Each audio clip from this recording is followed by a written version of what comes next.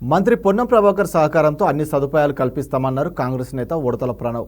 బుడుగ Jangala colony పర్యటించి బాధితులను ఓదార్చిన కాంగ్రెస్ నేత తక్షణ చర్యలు తీసుకోవాలని మున్సిపల్ కమిషనర్ను కోరారు.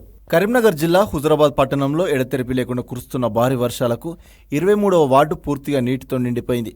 కాలనీలో దాదాపు 300 మంది బుడుగ జంగాల గుడిసెలు వేసుకొని జీవనం గడుపుతున్నారు. కాగా భారీ వర్షాలకు పలు గుడిసెల పైకప్పులు కొట్టుకుపోయాయి. దాదాపు మొత్తం గుడిసెలు నీటిలో కూరుకుపోవడంతో నిత్యావసర వస్తువులు మునిగిపోయాయి. దీంతో బుడుగ జంగాల కాలనీ మొత్తం ఒక చిన్నపాటి చెరువులా తయారైంది. విషయం తెలుసుకున్న కాంగ్రెస్ నేత ప్రణవ్ ప్రత్యేకంగా బుడుగ జంగాల కాలనీలో పర్యటించారు. అనంతరం వారితో మాట్లాడి వివరాలను అడిగి తెలుసుకున్నారు. ఈ సందర్భంగా ఆయన మాట్లాడుతూ మీ సమస్యలను మంత్రి పొన్నం ప్రభాకర్ దృష్టికి తీసుకువెళ్తానని తెలిపారు.